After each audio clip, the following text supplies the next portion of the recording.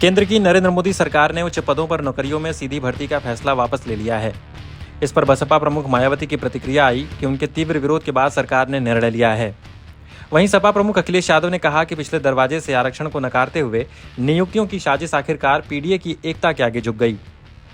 मतलब यह है कि केंद्र ने फैसला वापस लिया, लेकिन अखिलेश और मायावती खुद इसका क्रेडिट ले रहे हैं। आरक्षण में वर्गीकरण के मुद्दे पर बसपा ने बंद का समर्थन किया तो अखिलेश यादव ने भी समर्थन में पोस्ट लिखी। बात यहीं तक सीमित नहीं है। आरक्षण से जुड़े हर मुद्दे पर मायावती और अखिलेश लगातार आक्रामक दिख रहे हैं। आखिर क्या वजह है कि आरक्षण के मुद्दे पर दोनों के सुर एक हैं, या दोनों के बीच एक रेस लगी हुई है कि दलितों और पिछड़ों का ज्यादा हितैषी कौन है?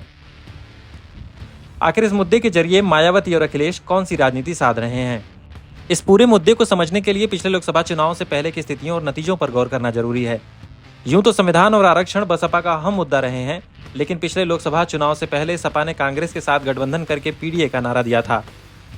साथ ही उन्होंने इंडिया में शामिल होकर संविधान की रक्षा का मुद्दा भी जोर शोर से उठाया।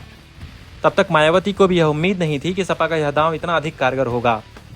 नतीजे आए तो सपा ने यूपी में अकेले 37 सीटें जीत लीं। साथ में कांग्रेस को भी 6 सीटों पर जीत हासिल हुई और बसपा का सफाया हो गया। वोट प्रतिशत भी खिसक कर 9.37% पर आ गया।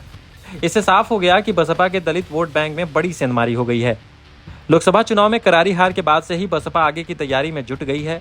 तब से उसकी एक ही कोशिश है कि किसी तरह अपना दलित वोट बैंक वापस लाया जाए। इसके लिए मायावती को मुद्दे की तलाश थी। इस बीच सुप्रीम कोर्ट ने SC/ST आरक्षण में वर्गीकरण पर अपना मत दे दिया। उन्होंने कहा कि राज्य सरकारें चाहे तो यह वर्गीकरण कर सकती हैं। मायावती ने तुरंत इस मुद्दे को लपक लिया।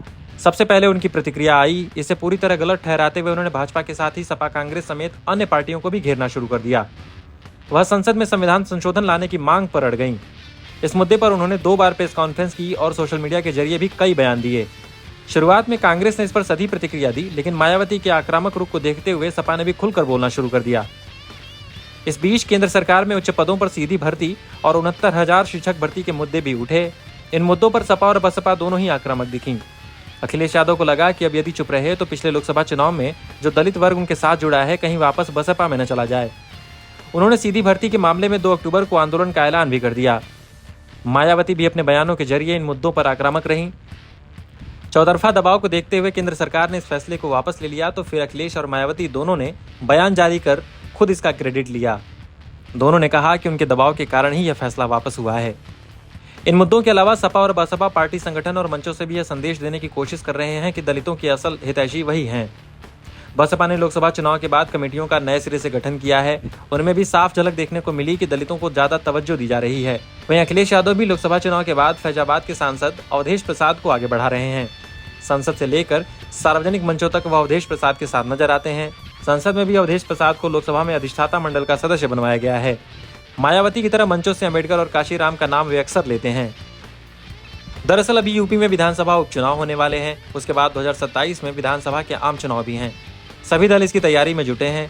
सपा ने लोकसभा चुनाव में दलित पिछड़ों का कार्ड खेलकर इतनी बड़ी सफलता हासिल की। वह नहीं चाहती कि अब जो वोट एकजुट हुआ है वह कहीं छिटके।